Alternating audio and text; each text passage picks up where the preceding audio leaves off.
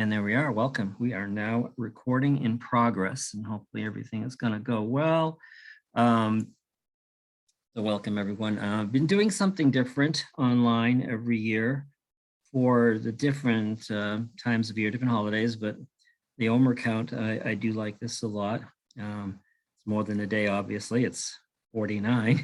So I post a little something every day on Facebook, but we've been having different types of projects and ideas. So this year I thought, why not do a Zoom room and have a little PowerPoint thing to go with it.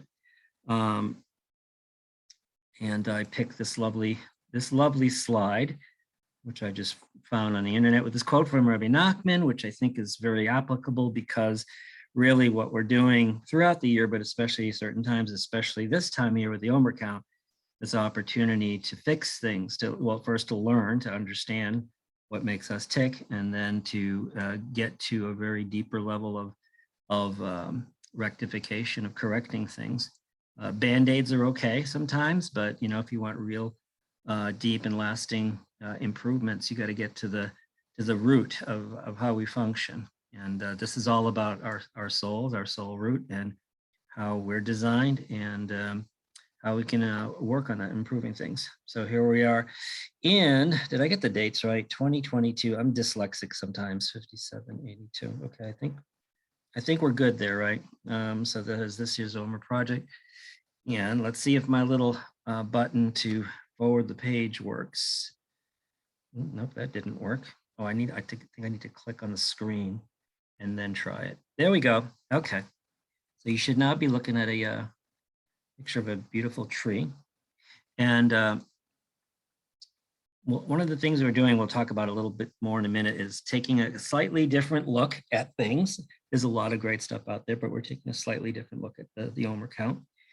And it's always just because we're all different, and the more ways we can get things out to people, the more they connect to it. Everybody's a little different. So hopefully this will help people to make a connection. This is a quote from actually a 13th century, I had to look it up, the 13th century rabbi. And he's not as well known as some others, but what's interesting is I was reading up on him, and some of his information, some of his teachings are actually like quoted or used later on by other more well-known figures. So that's often the case, right? Is somebody that quietly sets the path. So this interesting quote, which I've actually been questioned about several times from people, saying that it's a mitzvah, it's a commandment or a good deed, if you will, to innovate in Torah according to your capacity. So what does this mean? Innovate in Torah? Are we like changing the Torah or something like that? And that's not the case. If you think of it, I was trying to think of a good analogy. If you think of it, I know when I was in high school, we had a lab, but I'm thinking more of a big laboratory full of like chemicals with vials and beakers and all these things in the cupboards, right? And these are all the things based on the elements, and they're all known, we've got it, we know what it is, that's the stuff in the lab. But if you go in there, and if you know what you're doing, if you're educated, you can take these different things and, mix them and combine them and do this and that and come up with other great stuff, right? That's how we find medicines and things like this. So we're taking the basic stuff that's known and established, but we're reworking it into something that's helpful and new. And so it's new in one sense, but it's not new in another. And it's interesting because I came across another neat quote. I got to click on the screen every time I want to change this. Okay, here's another neat little quote I found in Talmud today. Kind of corresponds with the screen we were just looking at and what I was just saying. And whatever a scholar innovates in the Torah, in Torah study in the future, it was already given to Moses at Sinai. So it's kind of at least my attempt at an analogy a minute ago in terms of everything's already there, but at different times, down below, everything will be revealed at the time most fitting for its appearance. So, through history and even through our own lives, that, everything's already there from God eternally, but as it's needed for a person or for the people, the world, or whatever, God has it. The program rolls out at the right time. So we all should be looking for ways to be creative with Torah, staying within the bounds of Torah, but you can be, you know, very creative. Like a good basketball player on the court has to follow the rules, but some basketball players are very creative out on the court, what they can do within the rules. It's the rules that makes them great, right? All right, so let's see where we're going here, because I put this thing together and I haven't looked at it in a bit. Okay, so what are we doing here? Okay, so I'm not going to get too much into the stuff that's already out there on the internet that you can kind of, you know, look at, but a little bit of just tiny bit of maybe background or of things, just for a few minutes before we get into the different things that we want to attempt. So we've got 7 weeks that actually start Saturday night at sundown. Okay, and we go through these 7 weeks, 49 days. It then takes us to Shavuot, the giving of the Torah, and these 7 weeks are what we were talking about a minute ago, about improving ourselves, working on things, learning about how we're constructed. You know, what's the background, what's the framework or the template, and understanding what that is, and then working on it. Okay, and it isn't just book knowledge. It isn't just reading things. That's one of the things that's important, is that you need to put things into action. So the doing of the mitzvot, the doing of things, that's very important. It really affects change, not just theoretical learning or stuff like that, which is good. I mean, that's fine. What you do, it always, as I wrote down at the bottom, it has to come down to action. There's this interesting concept that's taught in Hasidic Judaism. That's kind of my perspective. So a lot of like Chabad stuff. But it teaches that there's these different worlds, and this is kind of standard Kabbalistic stuff. There's different worlds of existence. There's our world that we live in, and oh yeah, so this is the diagram on the right, is the little picture out of Genesis where Jacob had his dream. You all know about the dream in Genesis with the ladder and the angels going up and down. And this is a depiction of how God has set up existence, has set up reality. And you have this physical world we're in, then you have an angelic world above ours where the angels go back and forth up heavenly realm, and this heavenly realm and the angelic realm and our earthly realm, those three, they're called 3 worlds of creation. But there's something even before this, is an existence that comes before creation. It's still existence. And this is the idea of God in Jacob's dream above the angelic world. But then this is all we can understand, these things we can understand. There's something beyond that. There's something even beyond these worlds of existence that is what we would call the transcendent aspect of God, that we really can't even define. There is no definition, because it's just this like pure infiniteness or singularity. And so this idea in Hasidic Judaism is interesting. It says that even in that realm that we can't understand, it's considered a world of action, because as God decided to take action and you know, come up with existence, a separate consciousness, a separate something other than just God.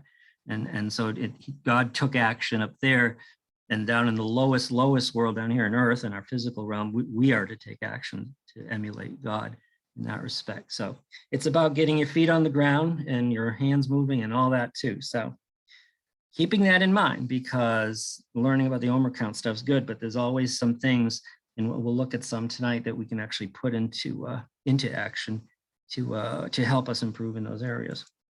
So where are we next? I don't remember what my slides say. Okay, so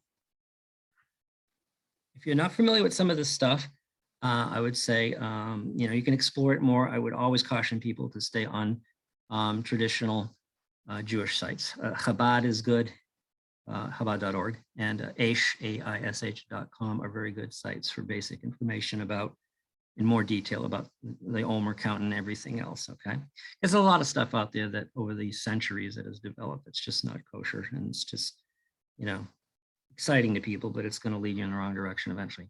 That being said, all of existence, as we were talking about just a minute ago, when the infinite concept we would call God that we can't understand decided that God was going to create, and out came existence, is built upon a series of energies, emanations, they're called sefirah, and the way we relate to them, the way we understand them, There's 10 of these. Sometimes there's an 11th, and I can explain that later. But generally, we always refer to 10. And that this is all of existence, it's like the blueprint or the schematic, as well as the energy behind all of these different worlds. So these energies, these sefirot, are not only behind our physical world and us individually as in our souls as people, but also behind the angelic world, behind the heavenly world above that, and so on. So these are like the, if you will, for everything in existence. But what we're looking at, of course, on a personal level, is how these things are behind, what makes up who we are in terms of our souls, and understanding these things so that we can work on them and improve. So, pardon me a second. Okay, so there's 10 sefirot in all, but when we're talking about our day-to-day living down here in planet Earth, etc., we're dealing with the lower 7. And 7, as I wrote down the bottom, is a number that relates to a perfection or something we should be striving for, but in terms of something that's achievable by us. And when we're talking about the structure of 10, all of them, it's like all of existence, including these higher spiritual realms. And it's not a Kabbalistic class tonight. So like I said, this is stuff you can look into. But when we're dealing with the Omer count, we're dealing with the lower 7 emanations. I lost my mouse. Here it is. I have a big cat next to me, and he's sitting on top of my mouse, which is kind of ironic, a cat sitting on top of a mouse, but makes it hard to find. Okay, so excuse me.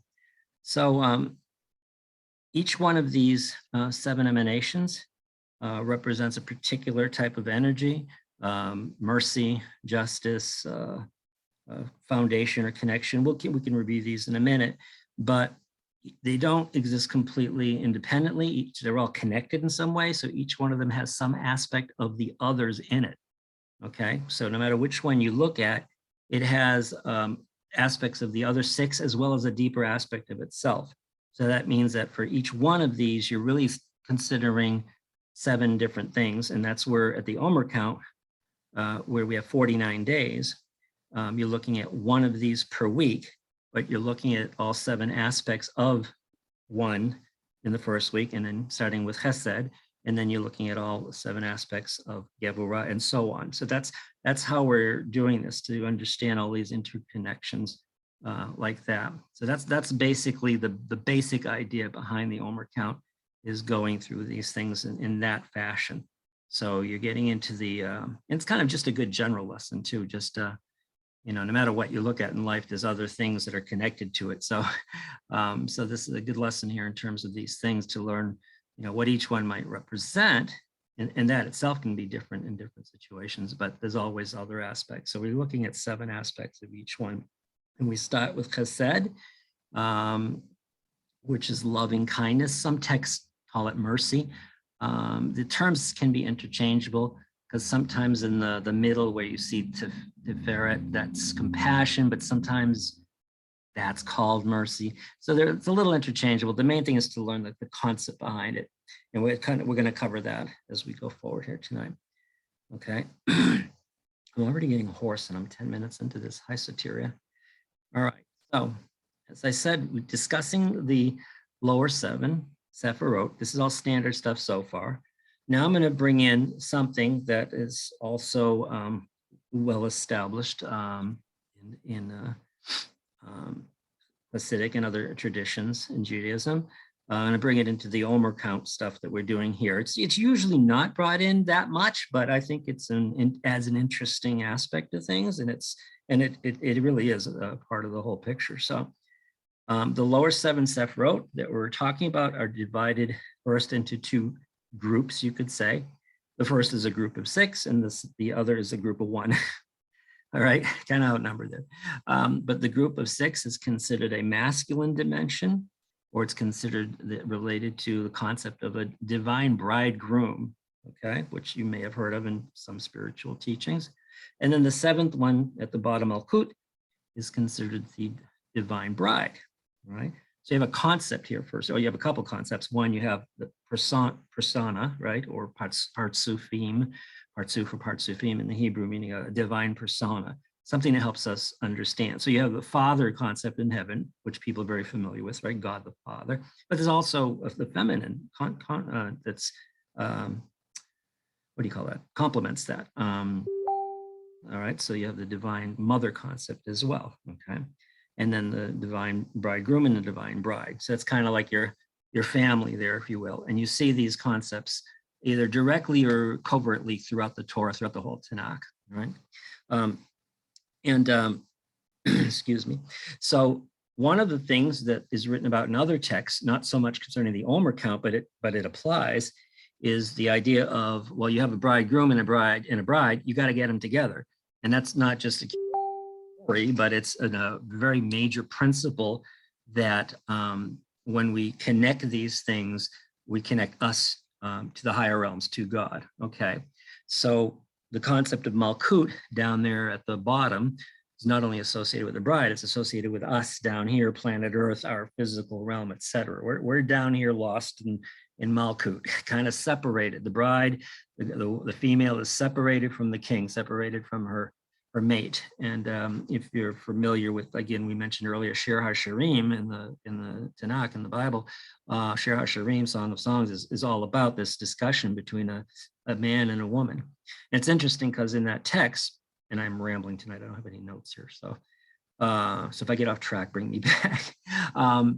But in Shir HaShirim, sometimes the man and the woman are referred to almost like bride and groom, but they're also referred to like brother and sister, which really throws people. But that it depends on what's being talked about, because the concept of the masculine that we're looking at right now, those six, is also the concept of like a son, and the concept of the female at the bottom is also the concept of a daughter. So it depends what kind of context what's being talked about. These entities can kind of go, from one thing to the other, depending on the subject matter. Nonetheless, the six, one more thing that's not as common, but it is found in the literature, and this will come up again next week, by the way, in a totally different way, which is, you'll find quite amazing when we get to it. But the six themselves are kind of have a minor subdivision, if you will. There's an upper three and a lower three. And the upper three kind of connect back, if you will, from above. They're kind of a reflection of what's above them coming down, but they're part of that group of six. So then the next three, the lower three, Netzach, Hod, and Yesod, those three are a reflection of the three above them, and they bring it down to earth, down to Malkut. So the six work together as a unit. And those are the six that are mainly the ones we work on rectifying, to improve on. Malkut, to another extent, a different extent, it's more passive, but the six are the ones basically that we need to fix, that we work on. And you'll notice there's two on the left, two on the right, two in the middle, not counting Malkut. And so there's another concept here where you have the left side, two on the left, which is the side of more restriction or discipline and stuff like that, which you'll see in a moment when we get to the actual Omer count. And then the ones on the right are more proactive and expansive and imagination, if you will. And the ones in the middle are more balanced between the two. So we're gonna explain a little bit in some interesting ways what that can relate to. Okay, so you have the concept of above and below, right? You have the bridegroom above and the bride below. That's one concept. And then you have horizontally the left, the right, and the center. So those are two main concepts to keep in mind as you go through the Omer count, because each of the things, each of the Omer you count, each of the sephirot behind them have something to do with the scheme. And so that's just a good thing to keep in mind. Okay. And what we'll do is do a couple more slides and then we'll pause for some questions, and then we'll get into some of the actual things for this week. Let's see here. Ooh, did I just do that? Yeah, I did that. Okay, that's fine. So this is our approach to the Omer. A lot of very good traditional ways of, and we'll reference some of those.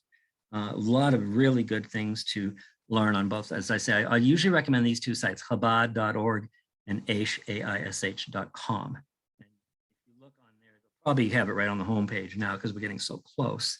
But they have outstanding information of all types, okay? So what I'm doing is based on a lot of that. I don't stray too far from the foundational things, but as you'll see on the right, and I'll explain, we're going to look at this over the next 7 weeks in some really weird ways, some very different ways. So if you're not used to me, this is going to be a little different for some people, okay?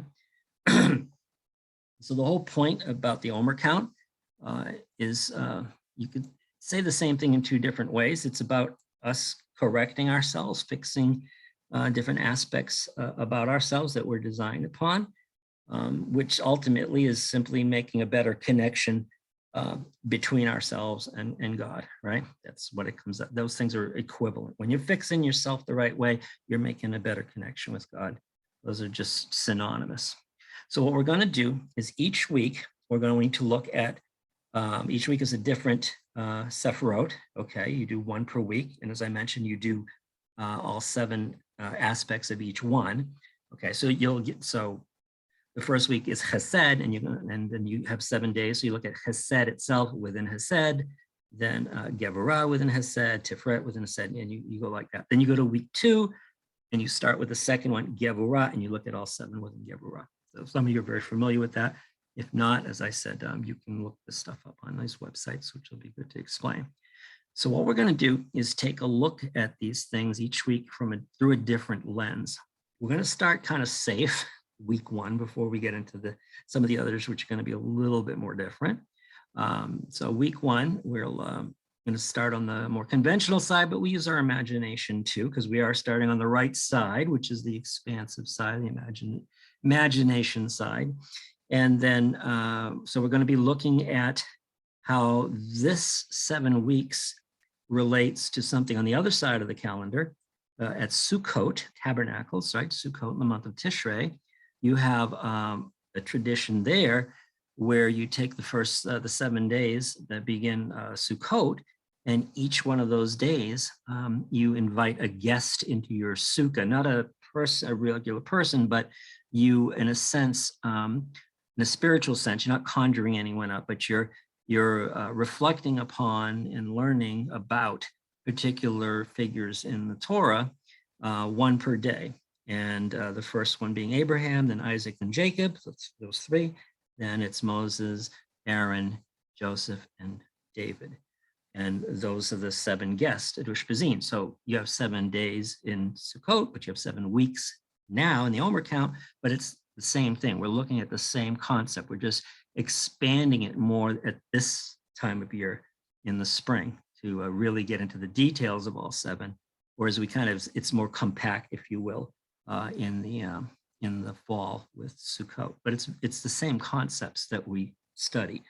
So I'm bringing that in some way, in some unique ways, tonight. And then next week, we're going to be over on the left side, right? Gevurah, over to the left, which is the side of discipline.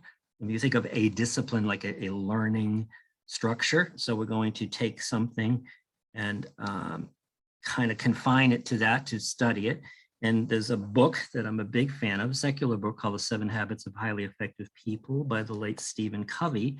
It's an outstanding book used in businesses and all over it's a huge bestseller. And it's the most remarkable text in one way that I've ever read, because you could replace some of the words with spiritual language and put a rabbi's name on it, and you'd have a text about what we're talking about, because it follows exactly the 7 sefirot, the weeks of the Omer, etc. It's quite remarkable. Covey was not Jewish; he was Mormon. I don't know. I have my suspicions he knew about this stuff and repackaged it. Maybe not, but it's quite remarkable, the similarity between that text and what we're doing. So that's week 2. And then week 3, we're going to go into the middle, right? The middle column, Tiferet. Tiferet is associated very much with the concept of Mashiach, Messiah, and Mashiach is associated very much with the concept of prayer. Okay. There's Rabbi Nachman of Breslov. The Breslovers say that the weapon, or the main weapon of Mashiach, is prayer. Okay, well, not a weapon, but metaphorically. So we're going to look at a prayer that fits again perfectly. It's called the Ana B'Koach prayer, and the Ana Koach prayer is 7 lines, and it's written around these 7 emanations. So it's a perfect fit again. So we're going to be looking at Ana B'Koach prayer on week 3. That's April 28th. These are all going to be 9 p.m. Then we're going to go back onto the right side, which is the expansive, crazy side. And I have a very vague generic title there, Reflections of the Sefirot in Our Modern Culture. In the past, I've done pretty strange things with this one. We're going to get very imaginative, a little bit matrixy, if you know what I mean, if you know me. And then shift back over to the left, which is again on the discipline side. So we're going to be looking at, we're working on this still a little bit. I am with a couple people, exactly what it'll be, but it's going to be about some specific teachings about these topics like self-awareness, resiliency, decision-making, these guys, because that's what the attribute of Hod is about. So each of these topics reflects the attribute a little bit too. So that's on the 5th. Then the 6th one, we're all in this together. Yesod is about connection and synergy, bringing everything together.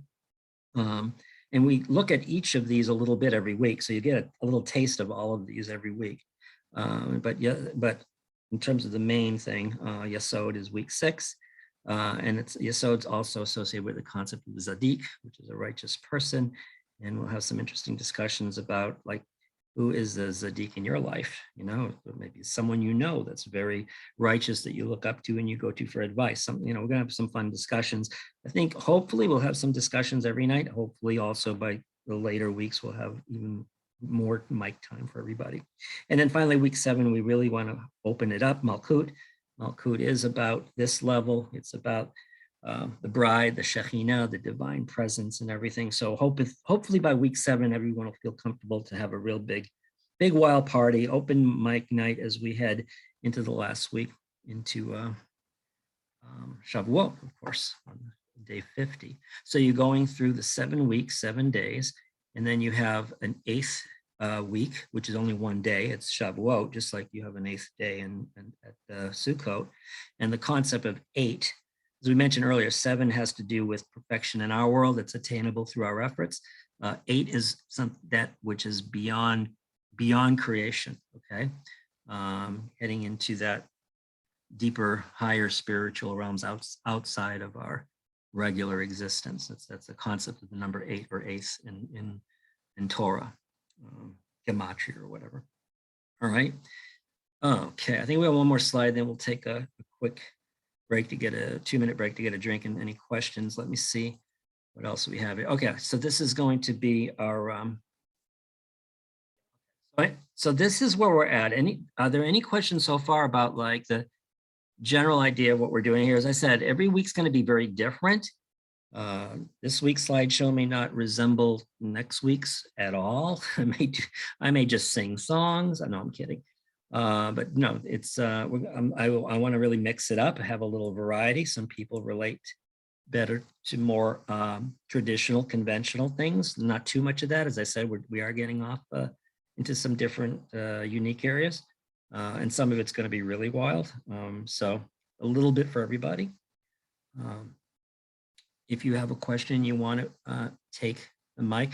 Counting is a command to count the Omer. What does that mean? It's in the Torah, it says count the Omer. And verbalizing it, just like prayer, verbalizing it is important. It's way too deep to get into right now. That gets into a lot of the, that Kabbalistic deeper stuff, why it's important to pray aloud. And it's okay to pray quietly too, but there's a time for everything. But counting these things isn't just 1, 2, 3, 4, 5. It's actually, as what we're doing, is it taking each day one at a time and learning the inner dimension of that particular day. So, for instance, there's a rabbi called Rabbi Anava. Some of you might know. He does a lot of videos, and he has an interesting way that he talks about the Omer count. He looks at every single day, that different connection, how you have 2 different sefirot connecting every day for the 49 days.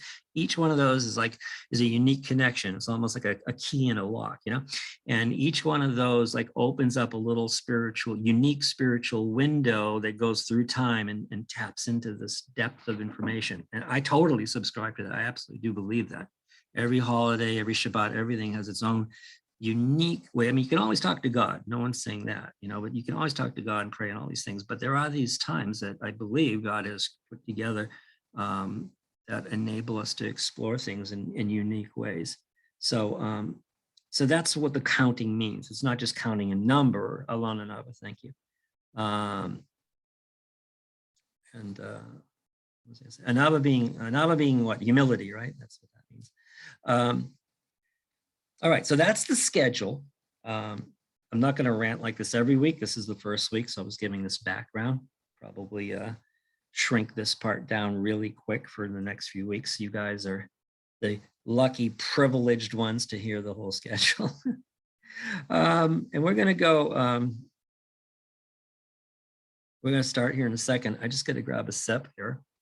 Any comments or questions?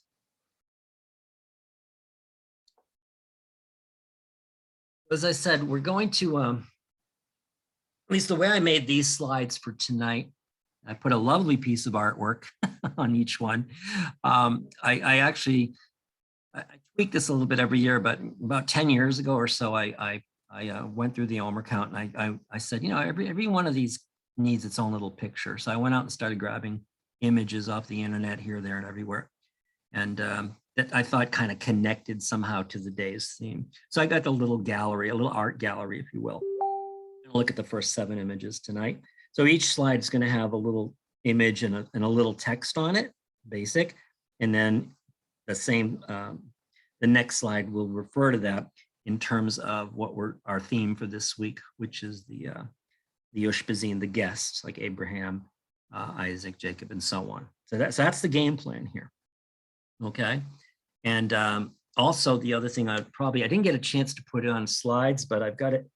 I think I got it here on my cell phone off to the side. Yeah. There's a thing on aish.com, AISH.com. If you Google Aish, Omer meditation, you'll find it. And it's nice. They got a little paragraph on all 49 days. It's on other websites too.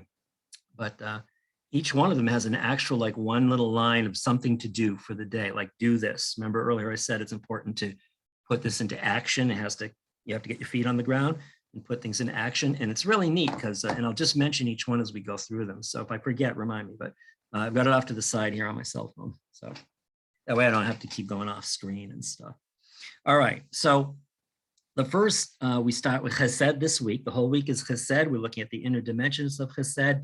And it sounds a little weird, but each one has itself within it. So you start with the Chesed of Chesed this Saturday night, which is loving kindness within the aspect of loving kindness. So we're talking total, deep, pure, perfect, what's the term? Everlasting love. So when you think of all of the emanations of sefirah, even beyond the 7 we're doing, way at the top, Keter, this is like the Keter of Keter. It's like the pure everlasting love from eternity.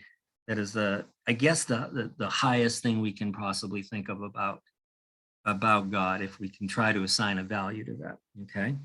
And this, as I said, this is amazing how much stuff, I had forgotten this, to tell you the truth, how much of this stuff ties back to that one book in the Tanakh, in your Bibles, Song of Songs, or Song of Solomon in some Bibles, Shir HaShirim. That's a text that's really deep. And when you start to understand what the concepts are and what's represented in there, because it's not explained to you in the Bible, you know, but when you start to see what it's all about, very deep text. So anyhow, we have this piece of artwork. This is an actual artwork in the bottom from a, what do you call it, exhibit. And it's actually entitled, whoops, sorry, I messed up here. I didn't know it would do that. I gotta be careful here. Got a menu bar in the way. I got to move out of the way. Okay. So this piece of artwork is called Shir HaShirim. And why is that? So I don't know. It's modern art. I'm not an artist type, you know. So I would need help interpreting these things. But it has to do with this verse, with my mighty steeds who battle Pharaoh's riders, I reveal that you are my beloved. Hey, that goes back to the Etan Cat song we were listening to, right? Ani ladodi, ladodi, vedodi li. I am my beloved is mine. God is speaking to his people, okay? And it's a very deep, intimate relationship based out of that eternal love, that everlasting love. So no matter what happens, no matter how bad it gets in this world or at any point, at the end of the day, or at the end of the line, and there is an end of the line, and don't get this the wrong way, we win. And I don't mean that in a haughty, condescending way.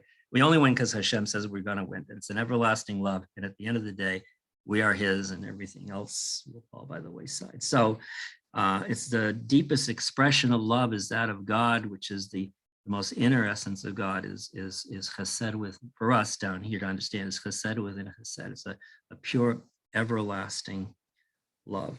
Okay, so that's the idea behind Chesed of Chesed. So we're starting off our first 49 days with this eternally deep concept of the not just love of God, but the highest level of love of God beyond our imaginations. So a wonderful way to start. Should make everything else go well. Let's see how to, okay, I got to figure out this little clicker thing. Okay, here we go. So now this theme for this week, as I said, relates to the Ushpizin, these 7 figures that at Sukkot, we discuss 1 per day. So we're going to bring that information to this side of the calendar, into this month of Nisan, which is directly opposite of that, right? Tishrei is 6 months from now, vice versa. Well, normally 6 months, Hebrew calendar can change, but it's the other side of the year, put it that way. So we're bringing it to this side of the year. And Abraham, some things about that Abraham is known for was his chesed, his loving kindness. As we were talked about earlier, the sefirah on the right side of that diagram are the proactive ones, and chesed at the top right is the first. It's proactive. It's not waiting for something else to,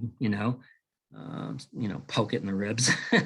Chesed was known for being, Abraham was known for being proactive. If you think of the story, what was it? The 3 men that appeared, whatever they were, men, angels, whatever.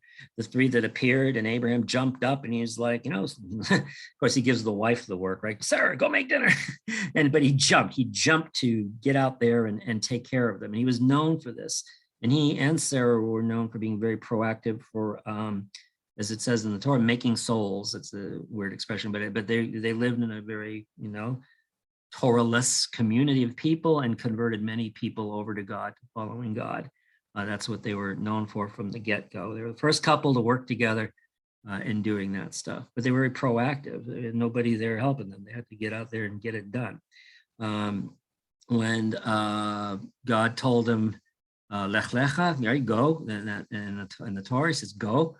He didn't start saying, well, give me some details, God. He got up and said, okay, I'm going. Just kind of point me along the way. He just, so he was always one to do, and that's a saying, I'm trying to remember how it goes. It's those who are, what's the word? Those who are scrupulous do things immediately. They get the mitzvah done immediately. You don't wait or delay. And that's an aspect of Chesed of Abraham, is being very alert and proactive to get on the move and get things done and not worry about details. So Chesed and the attributes on the right side, Chesed and the one below it, they don't really relate to the concept of limitations like that. It's go, go, go, kind of like he who hesitates is lost. And of course, we know that there's another famous saying that's the opposite of that says, look before you leap, right? So those two kind of need to be in balance. One of Abraham's problems was just that, is that because he was pure loving kindness, pure chesed, and he didn't like that concept of boundaries was not so big with him, that he didn't I don't know what the right word is here. I don't want to say didn't understand, but didn't see the issues going on with Yitzhak and Ishmael, right? And because of his inability to distinguish what had to be done there, which was kind of a fault on Abraham, defective in his character, he needed to work on his Omer count. God put Sarah as a counterbalance, right? And told him, what your wife tells you to do, do it. So Sarah was still, the wife, but she was given this responsibility because she was very strong on the attribute of strictness and threw out, right? She says, throw them out. Well, she was very strict. but she was the counterbalance to Abraham to make up for that deficiency. So the right side, it's an important principle. So we're learning along is principles are important. The right side attributes don't have boundaries. That's why the left side is so important. The left side is what gives the boundaries, the rules, the distinctions all come from the left side. So when you hear the expression, it's enough, like at Passover, right? When we do the Seder and all that in the story. And we said, if God had done this, it would be enough. That's the left side, enough. Okay. So important thing there, Chesed, right side, excuse me. And Sarah was the counterbalance. So that's another aspect, by the way, of Shir HaShirim, the book Song of Songs, is if you examine the text closely, if you go through the whole text, you'll see this left and right going back and forth throughout the text of Shir HaShirim. It's kind of trying to balance itself, find that balance between the left and the right attributes. Okay, and that's the masculine feminine dynamic. I'm going on bunny trails here, so sorry. Hope you got a few minutes tonight, because what was I saying? Oh yeah, so when Adam was created, right? The first entity in Genesis 2, I think it was, right? When Adam is created, he's not even called man, he's called the Adam, he's called the Ha-Adam. And so there's this entity called Ha-Adam created, and only when the separate feminine aspect is pulled out of his side, it's within him. So this being is a singular masculine feminine being. We refer to him as a he, but it's he and she together, because Eve or Chava is within him and is pulled out of his side, the text says. So now we have Adam split into two, the masculine, and which is our proactive side, and then the counterbalance, like Sarah was to Abraham, the counterbalance on the left side is Chava. And the term in the Torah, in Genesis, I forget if it's chapter 2 or 3, I guess it's 2, is Ezer Kenegdo, which means an opposition helper. That's basically the best translation. So she's there to, I was going to say a joke, but I get in trouble. She's there to set him straight. If he has some bright idea, she's gonna say, okay, that's fine, but listen. So her job is to act as an opposition, but to help him, not to be just to be a nag or something like that. It's actually serving a purpose to counterbalance the right, which has no restriction. So she's the Ezer Kenegdo.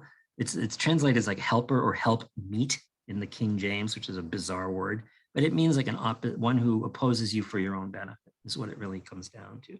So it's a real interesting idea here that dynamic of the left and the right, feminine, masculine, which is what our sefirot, the diagram we looked at earlier, which is called the tree of life, its Chaim diagram. It's one of the big principles, one of the big ones throughout all existence as we function, is always that dynamic of give and take, proactive, reactive, expansive, contractive, mercy, judgment. So that's how our world, the dualism of our world functions. And if you kind of think about that, our job is to kind of resolve those opposites. That's what our job is to do, because above, with God, there are no opposites and stuff like that. It's all one. Down here, it's a mess. Our job is to fix the mess, starting with ourselves by bringing these opposites together somehow. Getting into some philosophical ideas here. All right, so that's Chesed. Pause real quick. Questions on Chesed or Abraham? By the way, I'm going to go to my phone. Remember, you guys got to remind me of this. I got to go to my phone. So I'm looking on the Aish site. I'm not going to read the whole thing. I'll just read the exercise for the day. This is interesting. The exercise for day 1 is to find a new way to express your love to a dear one. Oh, this is easy. Someone you already care about and love, but to find a new way to express your love to them. So a deeper way, Chesed within Chesed, right? So finding a deeper way, so whether it's a spouse, a child, a friend, or whomever, to find some unique way, Saturday night, Sunday, that's when day 1 is, to express this, even if it's a phone call, maybe just something you haven't done before. So that's the exercise, the action that you would take concerning Chesed within Chesed on the Aish site. So that's pretty interesting. because I looked at the next two or three. I don't want to get ahead, but you'll see that they're different. This is the easy one. Find someone you love and just tell them that, show them or tell them you love them in a different way, in a unique way. Sounds easy, right? Okay, it'll get trickier. So this is my screen. Right. Oh, we got people trying to get in. See, I didn't see that. Let me see, who do we have here? Satiria, you're here. I'm gonna I hope they weren't waiting too long. Make co-host. I just made you a co-host. If you can just help me watch for people coming in that I might not see. Okay. Oh yeah, there's a few. Oh, sorry. My apologies, folks. If you were in the waiting room too long, I had the window hidden behind another one. So we were just discussing Abraham and Chesed. It's very proactive. This is being recorded, so if you missed this part, you can go back and play it. I'll put it. I don't know when I'm going to get to it. I might be busy tomorrow, but Sunday or Monday I'll get to it and put it in the Torah Fundamentals group for everybody to go up on YouTube and see this. Okay, so that's the plan. Bezrat Hashem, that's the plan. Benjamin, more people coming in. Everybody's coming in now. All right, so let's go on. Hi, Benjamin. So this is recorded. I'm going to move on to day 2. And here's our next little piece of artwork from my wonderful gallery. I did not design these. I just basically stole them off the internet. The cookies, I couldn't believe when I found this one. This was such a perfect image for the day. So now we're still within Chesed for the whole week. We're still within loving kindness for the whole week. But now we're going to look at something radically different. Hold on a second. This is, all right. We're looking at the aspect of Gevorah, which can be judgment. Gevorah, not necessarily like a bad thing. Judgment is simply judgment. It can be, you're a good judge of character. That's judgment, okay? So it's a matter, now you see you're on the left side, you're dealing with restriction, definition, boundaries. That's what the left side is about. So you're over on the left side with Gevorah. So Gevorah is about judgment. It's about restriction. It's about power, right? A concentration of things is power. So when you have muscles in your arm and they're just sitting there flabby, but then when you like pull your arm back and clench it and your bicep goes up, now you're ready to hit something, that's Gevorah, so it's about restricting things. So, but now you're looking at the aspect of Gevorah within Chesed. First example I can think of is you have a child that's throwing a tantrum, they want more cookies, blah, blah, blah. And you're the parent, they've already had 2 cookies. And what do you say to them? No more cookies. That's Gevorah in Chesed. You love them, you want the best for them, but you're gonna put the kibosh on the cookie jar because they'll get sick, right? It's not good for them. That's a very simplistic example, but still, if you look at the text at the top, Shir HaShirim again comes up, not on every slide, just the first couple, but it is interesting. So the idea of the left hand and the right hand in Shir HaShirim, that's one of those hidden references I mentioned earlier. You have the left hand as the restriction, it's holding, and the right hand embracing. So the concept of the left and the right working together here, they're opposites. That's an important point, that they're very different.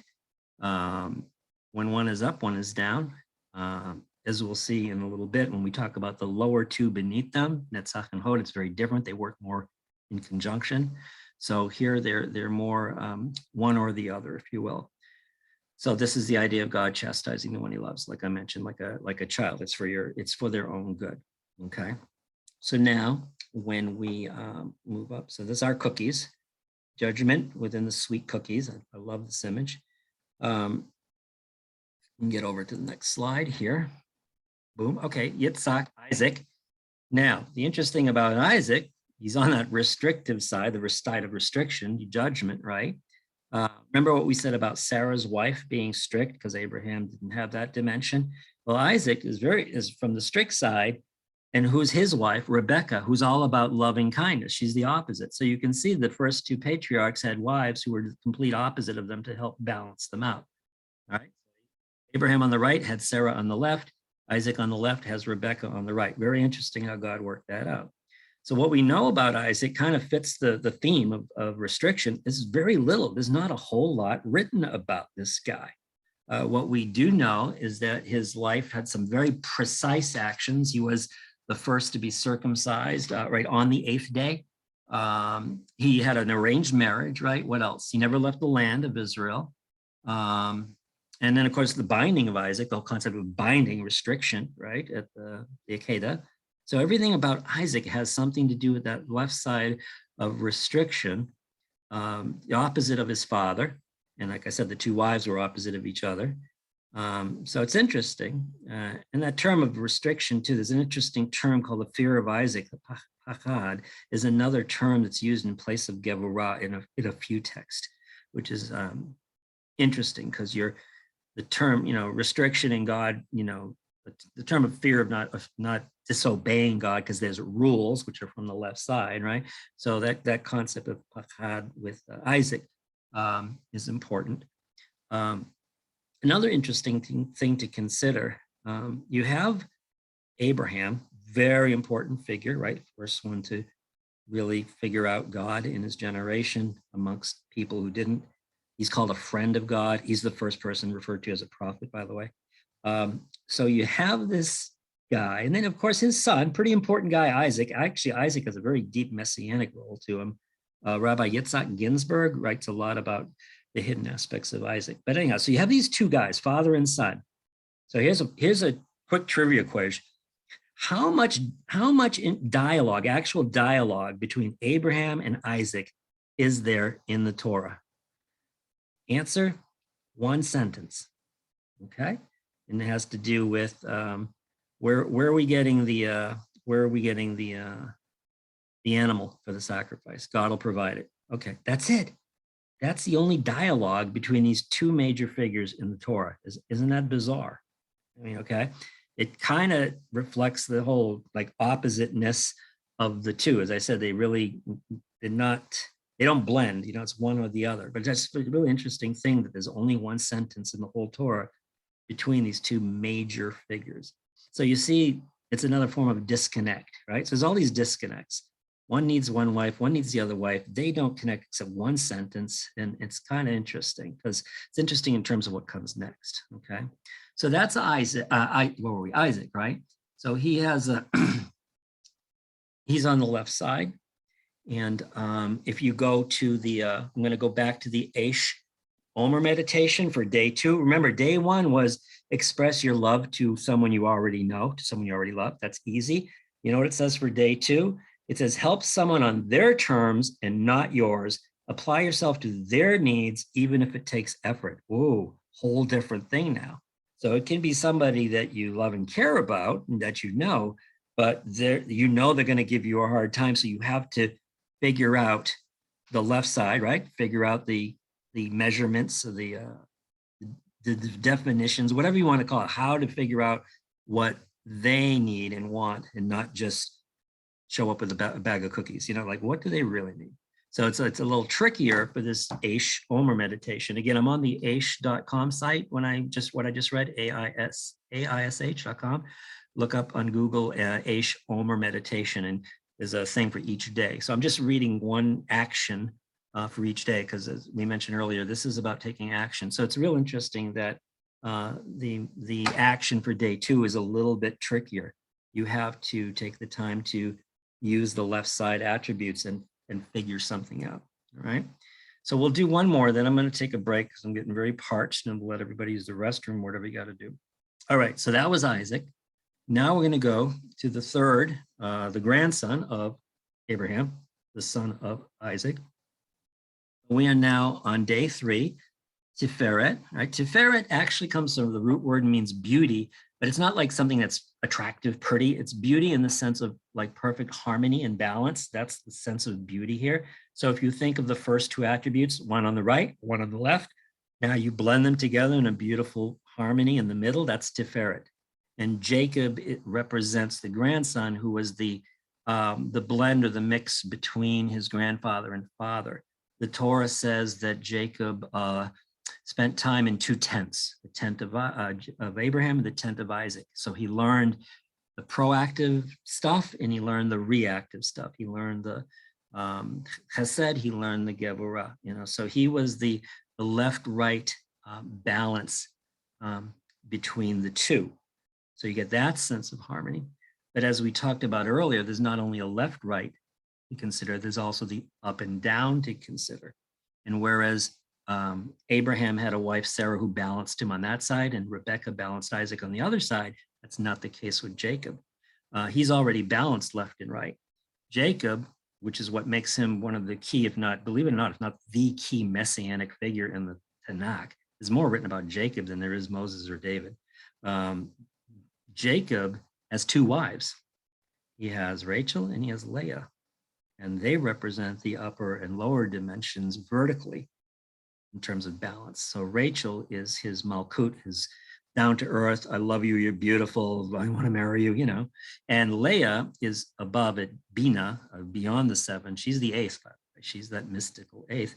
She is the upper wife, his like spiritual connection that he's not in love with, but still connected to, still married to. There's an important connection there.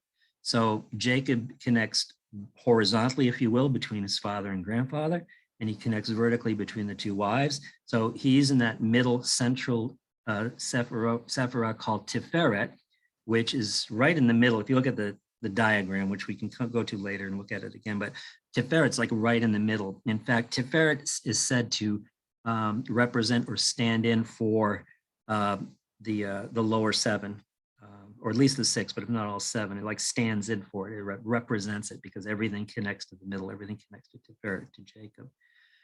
So it's interesting, that whole sense of taking everything into account, left, right, up and down, that sense of balance. I put this picture in here because when I first looked at the picture, I said, okay, the white guy and a black guy. Oh, the white guy is Jewish. He's got a kippah on his head. They're out on the street. It looks like the black man is conferring some information to the Jewish. So I'm looking at all this and I'm thinking, what was my first impression?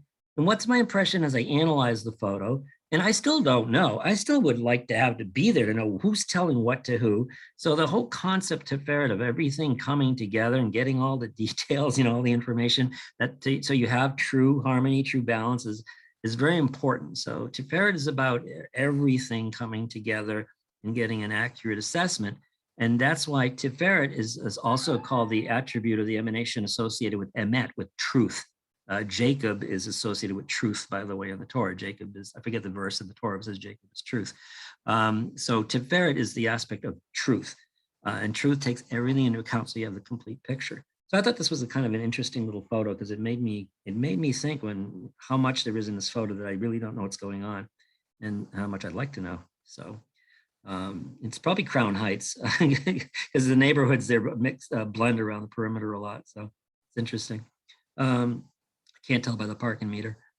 And so, yeah. Oh, yeah, up at the top is an interesting story. It's a midrashic story. I couldn't find the reference, but I know it's accurate. Ruth came in, as we know from the biblical story, right? Boaz allowed her to pick grain, you know, and feed herself, her family. And she told her mother, I blessed him. So, anyway, what's that mean? Didn't he bless her? No, she enabled him to do the mitzvah. She enabled him to do the mitzvah. So there's a sense of balance there. It's not a one-way thing. You know, yes, he blessed her, but she blessed him by, that's why there's some that say you should never decline. If someone wants to help you in any way, you shouldn't say no, unless there's a real strong reason. You should let them, you know, if they say, hey, can I pick something up on the way over? You know, coming over your house or something, you're like, oh, I got everything to bother. Like if it's for Shabbat and they're going to come over or something like that, and they want to bring something over, let them bring it over. Unless you know it's, you know, they can't afford it and you just won't have to say no, but let them be part of the mitzvah. You know, it's always a two-way street. Okay, so that's Tiferet, Jacob, truth. He was in both two tents, the left and the right, balanced, right? Tiferet in the middle. And the two wives, one above, one below. So, oh yeah, we have one more slide here. I didn't even get to the Jacob slide yet. I'm already talking about it. I think I already said this stuff. Tents, central, separate. Yeah, okay, so I already covered this. Sorry, I was ahead of myself. That's Tiferet, Jacob. So there's your top three, right? Which are Chesed, Gevurah, Tiferet. As I mentioned earlier, if you weren't here, the first six are considered like the masculine or the bridegroom, but they're split between an upper three and a lower three. So that's the upper three, which is the family, right? Abraham, Isaac, and Jacob. And they represent, as I said, and it's an acronym, Chesed, Gevurah, and Tiferet is Hagat. So you're taking the first letters, Hagat. And that Chagat is the top, that triangle, the top three, which reflects the deeper concepts that are above and beyond with Bina and Keter and Hukmah and all that. So it brings that down. And now these three are going to be reflected in the next three, which bring it down into our world, into the people. So there wasn't a lot of big communal stuff with those first three guys. But when you start talking about Moses and Aaron and Joseph, you start talking about a lot more people that they're dealing with and relating to. So you see how it changes from the first three to the next three. So I'm going to take a 2-minute break here.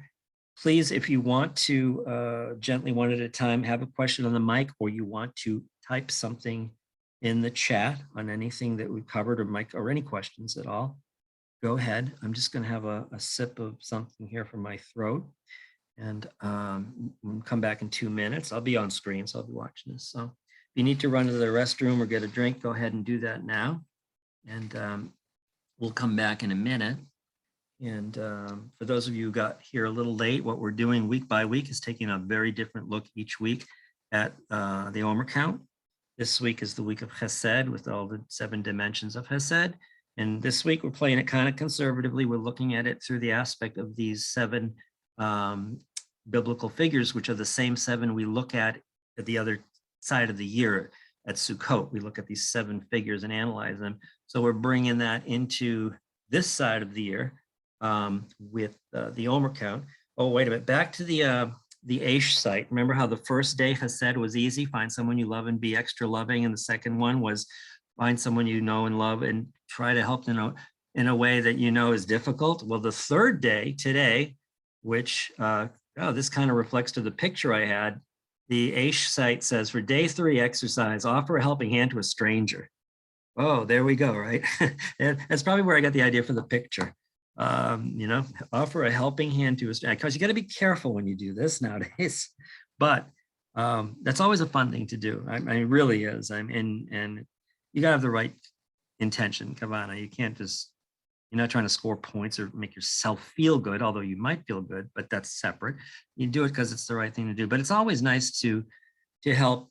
I mean, I was at a store once, and I don't say this in any way to boast or anything, but I was at a store once. There was a woman in front of me. She has like 3 little kids, and she pulls out an EBT, electronic benefit card. She has a little cash.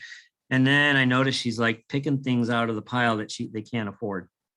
And I'm like, oh, geez, God puts you in these situations. And I'm just like, they'd already kind of cashed it out. And I was like, let me see those items. And I said, go, I told the bagger, I said, go grab her, bring her back here. Just tell her anything, bring her back here. So I just paid for those 3-4 items, and she was so grateful and all, but, just finding things like that to help a stranger. That's what Aish.com is saying for day 3 for an exercise.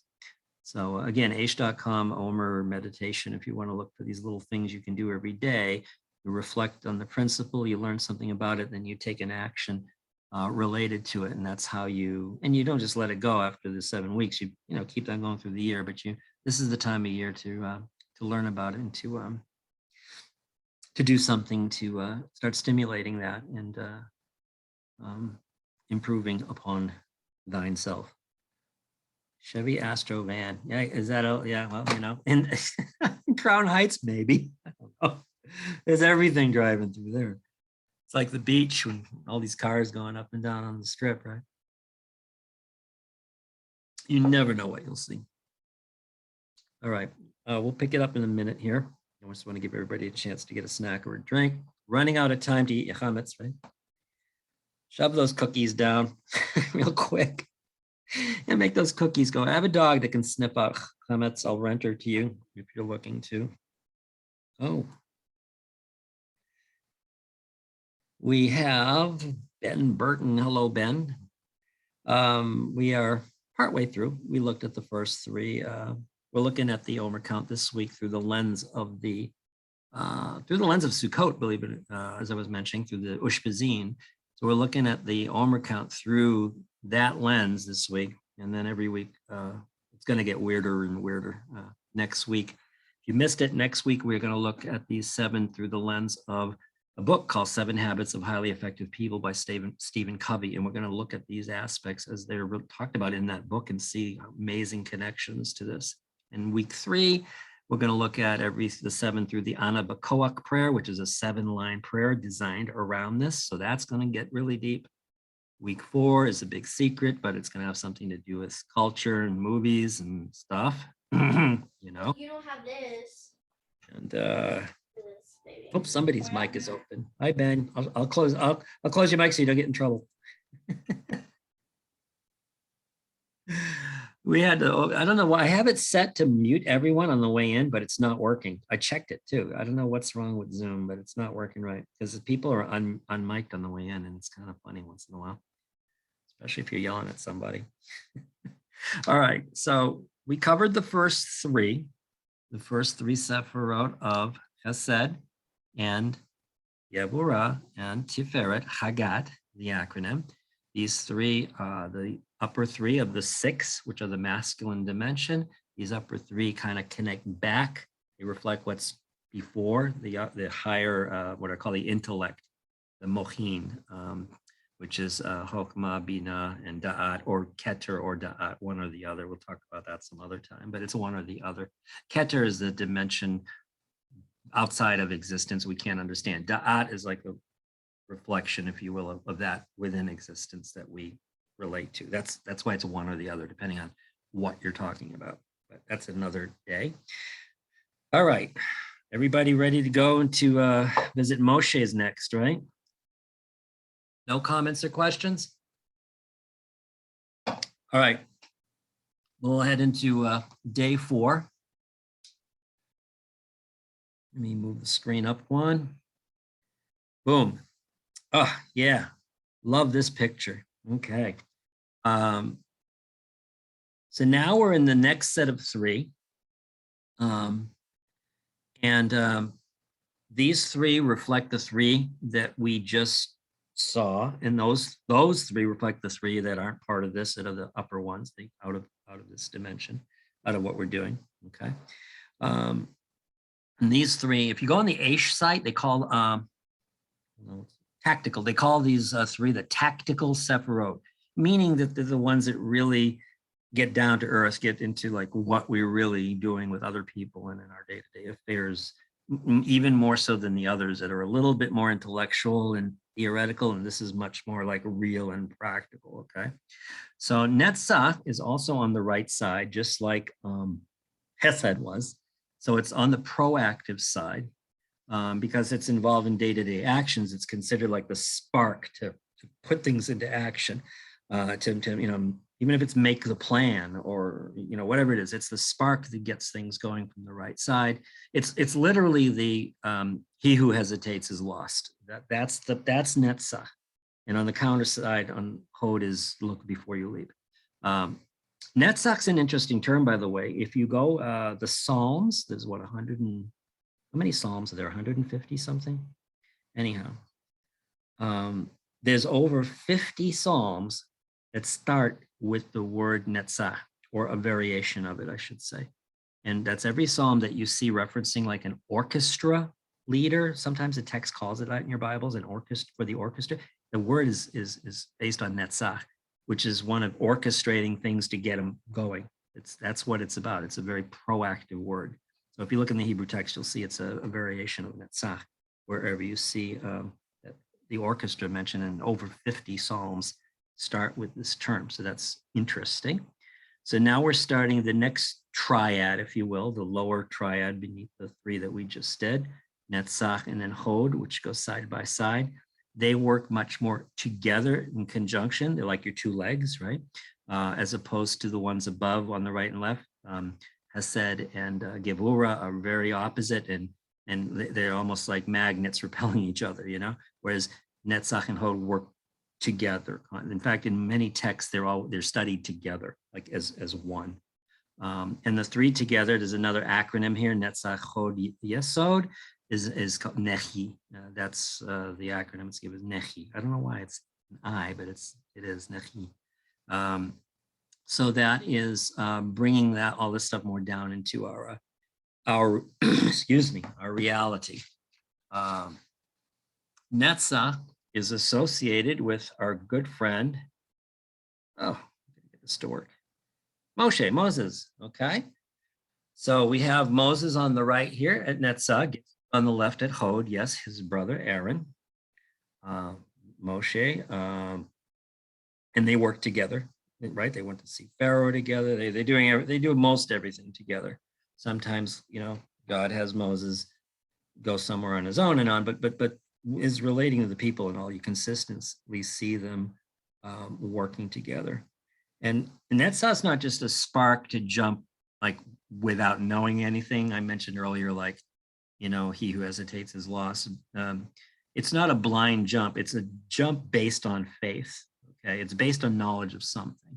So if you went back to I don't know if you can picture it. I don't want to ruin my presentation here, but if you go back to the diagram with the sefirot on the right, if you go way up on the right is Chokhmah on the top right before any of this. And Chokhmah is wisdom, but it's associated with faith. It's very singular. It goes back into the distant past, etc. It's the aspect of faith. The opposite side, Bina, is associated with trust, which is working things out in this world. Yeah, I have faith, but now I got to take that faith and bring it into all these different day-to-day problems. And I get stressed, I get mad, all this, and all the working out your life is the side of Bina. So they go together, faith and trust. And above them, as I mentioned earlier, the eternal Keter is love. So you have faith on the right, trust on the left, and love above all. Okay, so this is Netzach, Moshe on the right. Well, we know a lot about him. Like I said, it's on the right. It's on the same side of Chesed. So it's very proactive. Moshe was very proactive, like Abraham, who's at Chesed. So they share that in common. Netzah is a hard word. These down here, these are harder to translate into English. It's often translated as victory or eternity, which are variations of that word as well. There's a lot of variations in that word. And orchestration, like I mentioned in the Psalms. So they're all related, but they have to do with initiative, persistence, overcoming.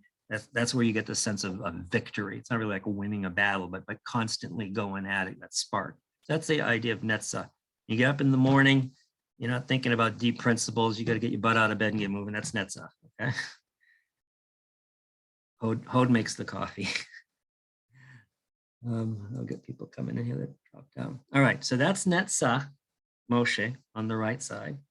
And out of curiosity, let me go back. I don't even know what it's going to say. On the Aish site, the exercise for the day is to reassure a loved one of the constancy of your love. Oh, that's nice. I don't know who that would apply to. Would that apply to a child more? I guess it could apply to anyone. To reassure them of the constancy of your love. So Netzah is that concept of constancy, right? Always coming around and around and around again, never ending. And okay, so that's the exercise on the Aish Omer meditation. Reassure a loved one of the constancy of your love. That's beautiful. All right, now we go back to the left side. It's like a light that when you're looking at this on the diagram, it's like this is described actually as a lightning bolt. You go like to the right, to the left, across the middle, back to the right. It's like a zigzag lightning bolt, this path going down these sefirot on the diagram. All right, here we are. I think I'm on the right page because it's blocked by one of my screens here. Hold on. Hod, yeah. Hod is on the left, on the side. And because it's on the left side now, we're back dealing with restriction, analysis, things like that, right? And Hod, being down to earth here, very practical, has to do with that, with okay, I got to think about this. You get the action, that's us going, go, go, go. And Hod's like, okay, let me figure out the right way to do this, look before you leap, as I said. This has a lot to do with the concept of reconciling with somebody, to really reflect on things and seeing it from their perspective, similar to what we saw with Isaac and Gevorah. It's it's a restriction on things, and you'll see that next week when we cover Stephen Covey's stuff about seeking first to understand, then to be understood. That's what's at this point in the Stephen Covey book, which is real interesting because Aaron in the Torah had the reputation of being the one to settle arguments between people. He was called the peacemaker before Pincus was. But he had that reputation to be able to look at everybody's points of view and analyze them and come up with the right path. So what Hod is for us is whatever you face in life throughout the day, everything from the moment you wake up to nighttime.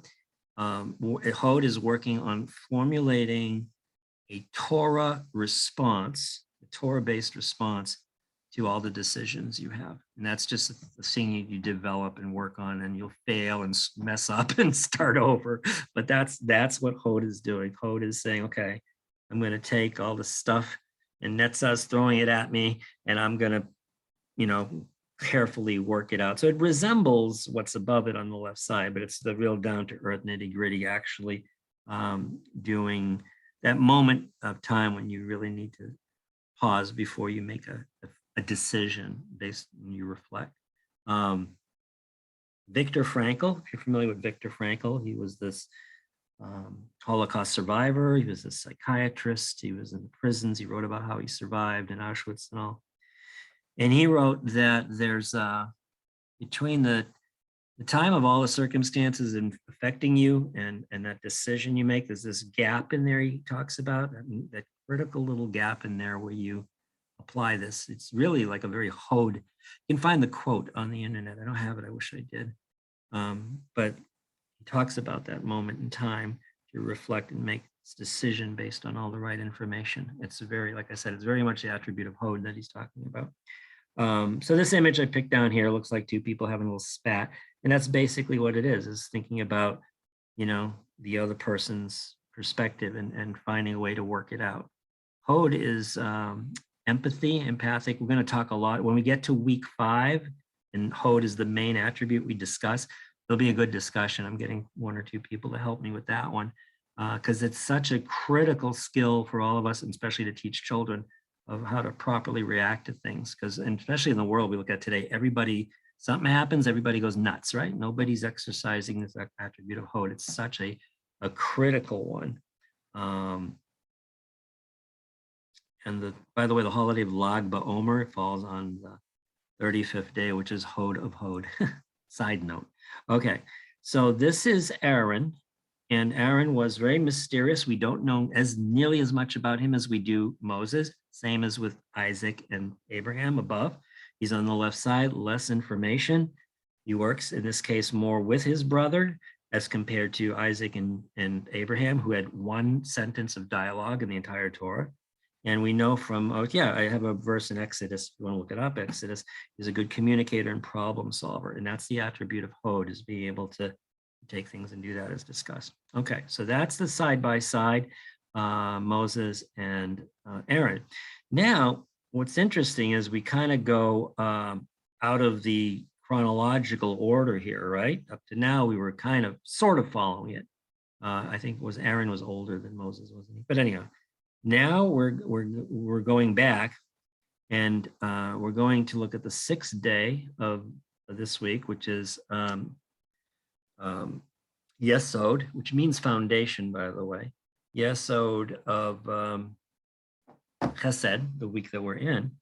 And Yesod, as I may have mentioned earlier, is about mainly 2 things: connection and synergy. So like bringing things together, melding them together, and so there's some type of connection made.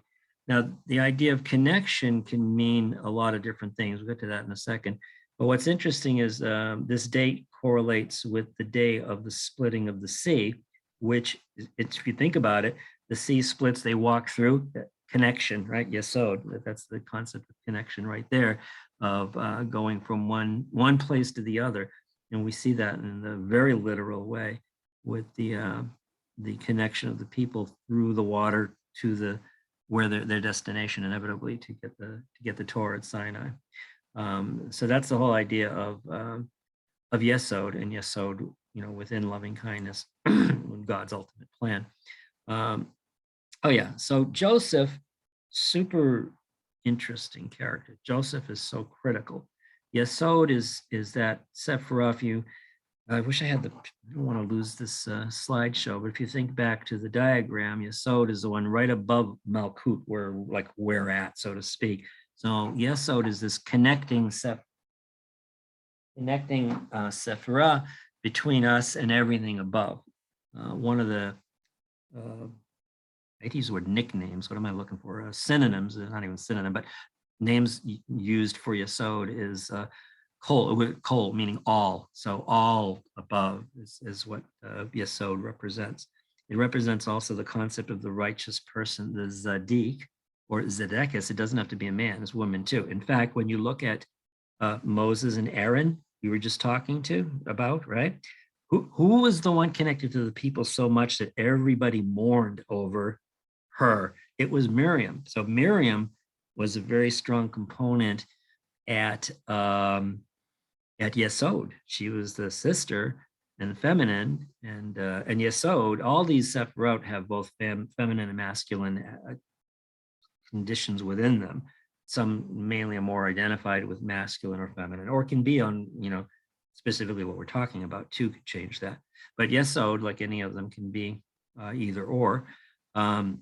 So Miriam, in this case, was the very strong connection at Yesod for her two brothers, between her and the people. They loved her. They didn't mourn for Moses and Aaron like they did for Miriam. She got the big, wailing and sadness, and the water, right? The rock stopped, the water stopped everything, right? So another aspect of that Yesod of Zadik, because it's at such a critical position between us and everything above, is it's associated with the concept of purity, humility. So if you think of Joseph and how he ran away from Potiphar's wife, very important regarding Yesod. You can have all the knowledge in the world, but if you're hiding something, if you're leading an improper life and all, you can't, you can pass some information on to people that's helpful, but you can't help them in a way that you could if you were leading the right path, the right kind of life. It'll be harmful either to you or to them or something. So Yesod is also about purity, especially sexual purity. That's a big deal. The concept of Yesod. Kabbalistically, all of these Sephiroth are identified with body parts. You have the upper ones that aren't part of this, that are the brains, the intellect. Then you have the right and left arms with Chesed and Gevurah. Tiferet is the torso, and then the legs, and then Yesod is the sexual organ. So that's all tied together there, the importance of purity and humility. And the concept of connection is one that can be like some things in this world, or between this world and the spiritual realms, or it can go through time. There's all kinds of ways of contemplating connection. And when you look in the Torah or any of the text in the Tanakh, you will find all kinds of times where you'll see Yesod in action with these type of connections, especially with Joseph. If you think about Joseph, right? He's in Egypt and his brothers show up and everything is a mess. Everything's not the way it should be. And Joseph is the one who not only connects the family back together, but connects the family, his brothers, and their subsequent generations on their proper path. They were disconnected from the direction they should have been going. But when they see what happened to Joseph, it changes everything. And he reconnects the children of Bnei Israel to their destiny, to their path, and everything in the Torah and all of that. So the concept of connection is very powerful with Yosef. So when you're thinking about that in terms of your own life, sorry, like I said, it can be any concept related to connection. So if I say, for instance, I'm connected to somebody or I'm close to somebody, I could be sitting across the table, we're close. I could be very dear friends with them, emotionally close. We could share ideas about, quantum physics. I have no clue, but that we're intellectually connected. So there's all ways to connect. And that's usually what we're talking about there, is the aspect of Yesod. But especially it's the connection between down here in this world and everything above. Everything pours through Yesod and comes down into Malkut. We can look at the diagram again in a minute if you want. Okay, so that's Yesod. So now that completes the next set of three, or the next triad, which is, as we said, the proactive side of Moses, the reactive contemplative side of Aaron, and Joseph now in the middle, in terms of synergy, bringing things together, and connection, bringing it down into the world. So Joseph is a very critical. So think about those things next time you read about Joseph in the Torah, and have that in the back of your mind in terms of connection and synergy. All right, now we finally come down. So that's these six. We went through the six now, and these six, as I mentioned, are associated with the concept of the masculine in terms of the bridegroom. So you have the masculine right side and the feminine left side, right and left, but you also have the masculine vertically above and the feminine below, which is more of the bridegroom concept. So there's different things to think about when we hear masculine, feminine, okay? Horizontally, it's more one of proactive, reactive. You know, the man says, I got a great idea. And the woman says, let's talk to, let's meet with the kids and discuss it, you know, or something. And then you have the idea of just like the bridegroom concept above and below. Okay, so those six wrap up the idea of the bridegroom as a unit. And then the seventh one, which is Malkut below, is associated with the bride. It's associated with all kinds of feminine dimensions. So when you hear this term, the Shekhinah, the divine presence, that's feminine. Ruach HaKodesh, Holy Spirit, feminine. And those two terms became very synonymous around the Second Temple times, about 2,000 years ago. Right. So all these terms and others are Nukveh, female, Kala, the bride. All of these terms are feminine in nature. The bride aspect is the people of God who have to connect with the king, who is God. So, and you see that language in other texts too. Okay. Excuse me. So Malkut is our world. And as I mentioned earlier, all this stuff is about not just learning, but taking action on these things and doing mitzvot, you know, being active. And it's interesting, there's a verse here in Micah. This is the only verse in the entire Bible that asks the question of, what does God want from us? It's a kind of important question. And it's actually asked in one place. So I think we should pay attention. So Micah 6:8, what does the Lord require of you? Oh, better pay attention here. To act justly, love mercy, and walk humbly with your God. Right there, act justly, that's the left side. Love mercy, that's the right side. Walk with humility, that's the middle, balance, okay? So justice and mercy is how you treat your fellow human beings, primarily. And walking humbly with God is the middle path, right? Humility through Yesod, Tiferet, up the middle. So you have the diagram in this, interestingly, you can see it in this verse in Micah, the left, right, and the middle, which is kind of interesting. So it's all about balance, right? And this is King David. Now, first question, wait a minute. We just said that the seventh one is feminine and the other six were masculine, and you're talking about King David? What's going on here, right? King David is as far from a bride or feminine as you can think. So you have to think conceptually now, okay? Also, like at Sukkot, seeing we're talking about Sukkot, you have the lulav, which is 6 parts. You have the lulav proper in the middle, and you have the willow on one side and the hadassim on the other side. So you have a 3, a 2, and a 1. You have 6 aspects that you shake. That's the masculine, just like what we're talking about here. And then you have the etrog, the little egg, the yellow, the lemon, which is the feminine, the bride. And you bring them together, right? You hold them together and you shake them. That's unifying the bride and the groom. So that's one of those key concepts. I'm letting people in here. Somebody's been trying to get in, but they're not getting in. I don't know why. Okay, so Malkut is associated with the divine presence in this world. Everything above pours down into Malkut. It doesn't have its own attribute. Everything comes down.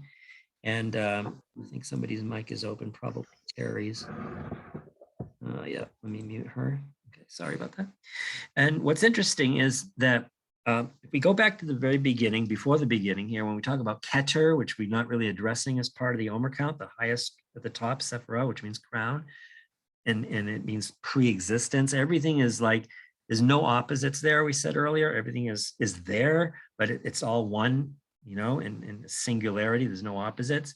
And down here in this world, it's the completely different. Everything's opposite and contrary down here. And our job is to try to resolve these opposites. So we're trying to make this world, Malkut, resemble Keter. And Malkut is where we can do this. This is the only place where opposites can be resolved by us through our actions, okay? And Malkut is what God had in mind from the beginning, right? To kingdom come on earth as it is in heaven, all of that, right? So Malkut is about integrating these opposites. And that's where King David comes in. King David wasn't just a warrior who killed. There's a song that says King Saul killed thousands. King David killed tens of thousands. Yay. It's an actual song. But King David also wrote the most beautiful emotional poetry, right? In the Bible. So how does this guy have this, like, what you might think is a more sensitive aspect to him, right? This beautiful stuff. You cry when you read it, and he goes out and kills people because he is that integration, Malkut, of everything coming together. So that he is all the opposites being resolved in one person, and which relates to what God says through the prophet. Was it Samuel says, you're a man after God's own heart. Okay, after God's own heart, like Tiferet, after God's essence, which has to do with a few things, but especially this idea of being a composite unity in a person, that he can have the masculine and feminine all blended in together. So Malkut is associated with those attributes in one respect, the feminine attributes, but it's associated with, and it's called kingdom. Malkut is kingdom. So who's the kingdom promised to in the Torah? It's promised to David, right? So Davidic king. So that's where King David comes in terms of being this integration of opposites and everything else, that example for us. So that's what the essence of what Malkut is about in King David. All right. Hold on here. I got away from looking at the, and King David, as we know, if you go back to the slide before, King David was far from faultless. So this picture here that I chose, I didn't even realize it, but it does relate to him. Your contribution to the world doesn't have to be grandiose, and it doesn't have to be perfect. It only needs to be loving. So, we're in Chesed this week. How do you relate King David to Chesed when he's killing all these people? Well, that's challenging, but King David's own life, mistakes and all, he's still regarded as being a man after God's own heart. So that's encouraging for all of us to just, stop thinking you have to be perfect. Hashem knows that. Don't believe anyone that tells you that. Just be a good King David. All right. King David was a Breslover. Yeah, probably dancing around and all that. Yeah, he's he's probably on top. If he had a van, he'd be on top of the van dancing, right? I think, is that my last slide for this thing today? All right. Yeah, it is. All right. So we went through something pretty basic this week. It wasn't that crazy. It will get crazier for the next 6 weeks. I just wanted to bring some introductory ideas. This is recorded. I'll put it in the group in a few days after Passover.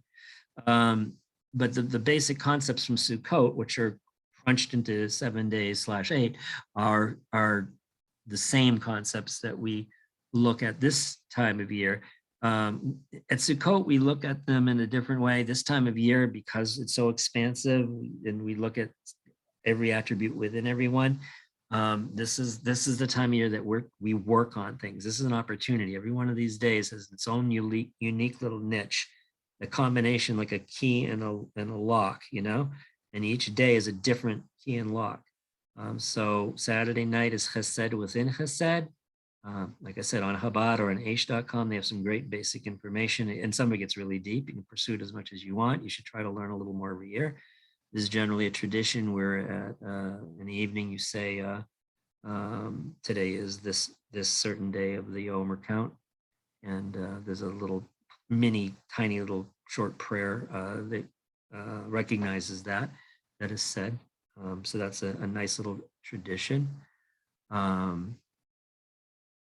Sukkot and Passover. Yeah, there's day 7. Yeah, exactly. Yeah. These things do mirror each other because like the fall and the spring. For Passover, the the lamb is chosen on the 10th day, corresponding to Yom Kippur, the 10th day on the other side, and they're connected. The Zohar says they're connected. There's all this like deep, crazy stuff like that. But yeah, then we have Purim and Hanukkah connected, right? They're both, one was the overt attempt at Purim to kill the Jews. Hanukkah is the covert attempt assimilation to kill the Jews. So it's interesting how all of these things are connected. When we went through Purim recently, we did talk about how there's a tradition that says in the Messianic era and beyond that Purim will be the only one remaining. The reason being all the others serve a purpose for right now, and that purpose won't be needed anymore in the Olam Haba. But Purim will be a reminder of the singularity and eternity of God. That expression that there's no difference between blessed be Mordecai and cursed be Haman. That's the idea of no opposites up at Keter. In the eternal, there's no opposites. Everything is God's will, God's desire, then God's will. So God sent Haman just like he sent Mordecai. They're both from Hashem. So that's why at Purim, the tradition is to say there's no difference between the two. Oh, there is down at this level for sure. One's trying to kill you, one's trying to save you, but ultimately understand they're both from God, So that's Purim, which we kind of just went through and talked about a few weeks back. I love Purim. I have a lot of photos of my daughter from Purim. Purim and Sukkot are my two favorites for some odd reason. I think it's just because of the depth. Sukkot has so much, and we do Sukkot every year with the Ushpizin movie and everything.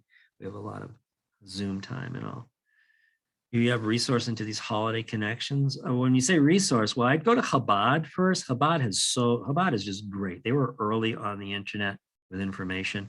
They have so much great stuff. Chabad.org.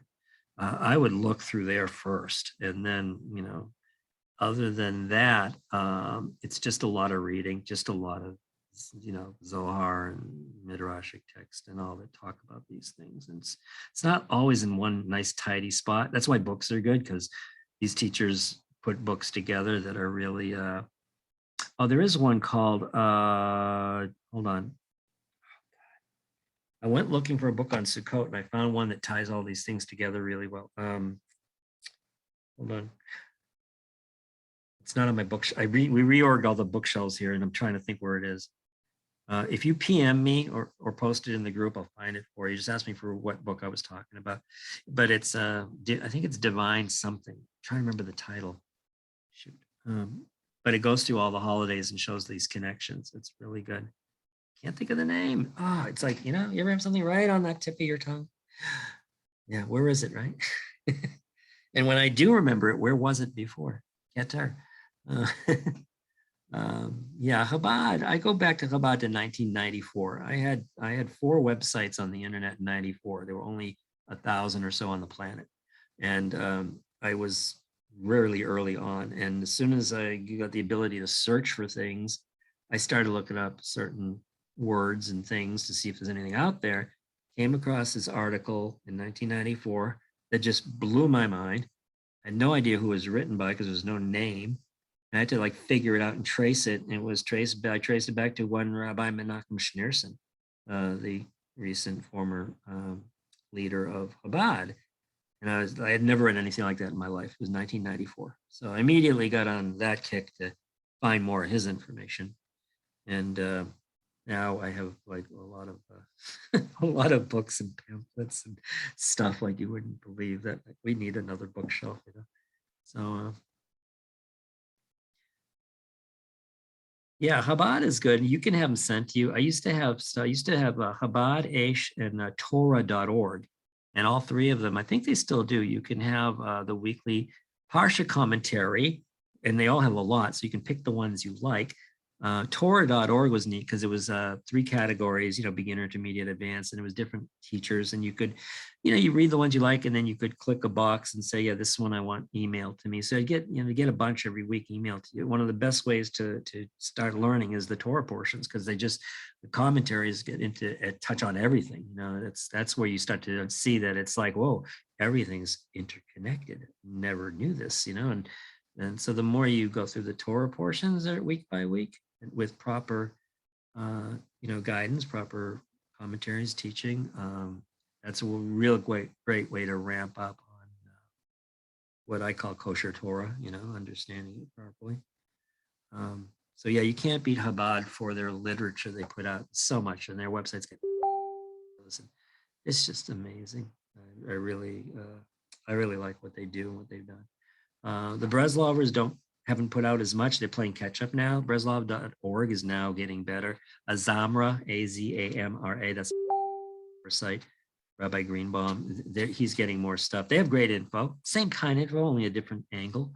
Kind of what we're doing with these 7 weeks. We're gonna have some very different angles. I mean, no, actually, we're gonna have some really crazy angles in the next weeks ahead. So yeah, Stephen Covey next week, Anna Bacoa prayer week 3. Week 4, okay, it's gonna have some matrix stuff in it. Week 5 is gonna have some stuff on self-awareness and some concepts like that someone's gonna be helping me with. Week 6, oh, that's gonna be a lot about the concept of the Zadik and connection and all of that. I'm gonna have probably some videos for that one and stuff. In week 7, I hope we'll have some really good open mic commentary on what we learned. So that's the plan, getting into some weird things. More comments, questions, or anything? So if you go up to the Aish, or just Google Aish Omer meditation, and I don't know if with your phone, maybe there's an app, you can set it, I think. And it's a short read every day, something to contemplate. Maybe there's a little mini action plan, like go give someone a hug, kind of thing. But that would be a cool way to remember and try to focus on this over the next 7 weeks. It's a great opportunity to enlighten oneself. We have other groups and rooms that we do, me and some other folks that are really all interrelated. We have this week's schedule's changing slightly because of Passover. We don't have anything this Saturday night. Normally we would. So on the 4th Saturday of the month, we're going to have our meditation room, Devkut, which has something to do with what we're doing here. And then we have a 5th Saturday this month, which is rare. That Saturday night. And those rooms are at 10 for Shabbat and Havdalah. Those rooms are late, 10 Eastern.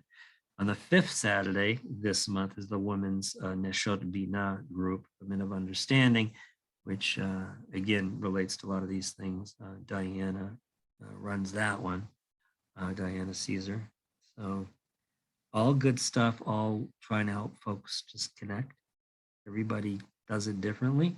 So that's why we have different rooms. And that's why with the Omer count, I'm doing these 7 different unique ways to try to look at this stuff. We'll have fun next week with Stephen Covey's stuff. It's absolutely crazy how it, I swear he knew about this stuff and just cleverly put it into his books. The years ago, my boss had me read that. You have to read, everyone had to read Stephen Covey's book. I'm like, okay, fine. So I read Stephen Covey's book. I'm like, wait a minute here. This is crazy. I'm like, I started getting very excited because I'm like, I scanned through it and said, this is exactly like the Omer count and stuff. That's crazy. The book Divine Code. I'm not as big on the code stuff. I mean, that's like gematria. It's okay, I prefer focusing on the concepts and the Hasidic inner dimensions of these things. The code's interesting. It's controversial. Other things hidden in the code. I'm like, no, I don't know. Nothing I can't learn, another way. And it's not really learning. It's mostly just like predictions and stuff, right? These code things. Yeah.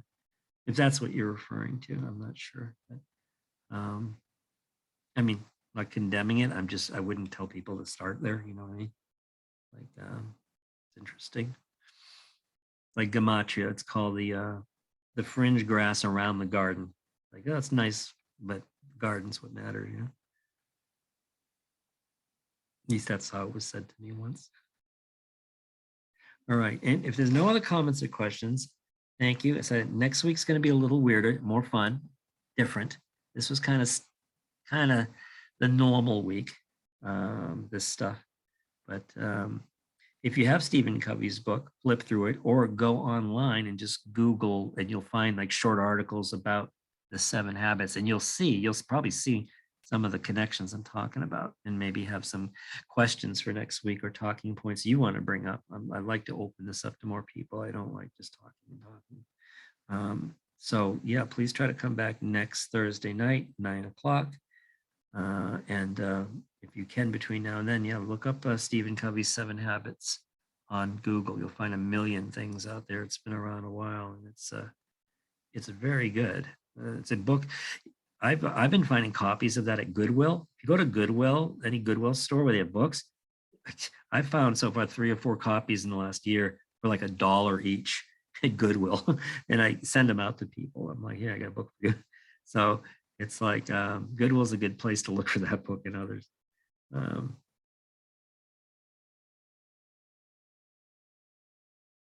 So I'd recommend that, or going online and looking at some of the articles. Once you understand these 7 concepts, these 7 midot, they call midot, which is measures, but they're also called emotional attributes, but it's weird because you're studying them intellectually. They're called emotional.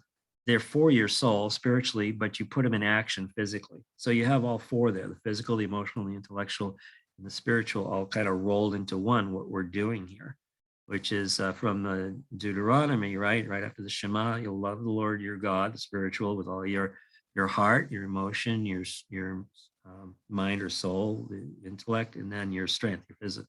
So it's right out of Deuteronomy 6:5, what we're doing here, bringing those things together, which is pretty cool.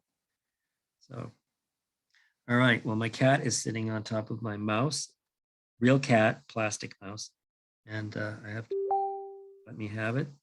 So I'm going to shut this down. I'll put this recording up after Pesach, and it's in the Torah Fundamentals group. If you're not in there, try to find it or PM me and join that, because that's our hub. That's where we make all our announcements to, and other groups and teachers and things that we're going to have. I hope to add more and more stuff going forward. A lot of good voices out there, and take it and apply it. Where I'm coming from, where my wife's coming from, very traditional Judaism in terms of what we teach online, and people have different ideas and stuff. That's fine, but that's we kind of put it out there like that, and then hope people's beliefs and understandings are in accordance with Torah as it's been understood and brought down, because there's so much confusion and mixture in the world right now. The world's trying to find its way back to we're back to the source, to use a Matrix term, and that the latest movie is very much about this. But you're seeing things in the world that are trying to unify and come back together and resolve opposites. In fact, that whole new movie in the Matrix movie was all about resolving opposites. They called it resolving these binaries. They called it. The whole binary word comes up like 10 times in the movie. It's really interesting, but it reflects the world we're in now, that everything's like heading toward that point we're going to. Yay, good stuff. But the path is so obscured and mixed up because of the world we live in is so full of nonsense and garbage that it's like taking on weird forms of where it's going to end up at one point. But that's okay. It's all meant to be that way. It's all heading in that direction. As I said earlier, at the end of the day, we win, right? Everlasting love, the Chesed of Chesed, that's where we end up back at the beginning. And as it may be a rough ride, but there's nothing to worry about. So. All right, adios amigos, buenos dias, auf Wiedersehen, au revoir, arrivederci. I forget how to say it in Japanese now. Well, arigato, thank you for being here. I know a lot of one words in many languages. All right, thank you all, and look for this recording and tell your friends next week sometime it'll be posted. Have a great Passover, beautiful Passover, make it meaningful. If you are alone or you can't get together with people, please go online and read and study and learn and pray and meditate and just take advantage that way. There's a teaching about the temple. The temple's not here. It says that's okay. You study everything about the temple, from the dimensions of the temple to the actions and all the deep stuff, and it's as if you were going to the temple and performing the deeds. When you can't do it, you can still study it, and Hashem views it as the same. Great teaching, and that applies to this too. So, all right. Shalom, shalom. I'll be around. You know where to reach me. PM me with any questions, comments, or anything at all. Easy to find. And God bless. Have a beautiful Passover, and hope to see some of you next Thursday. Bring a friend. All right. Thank you all very much. Good night. Laila Tov.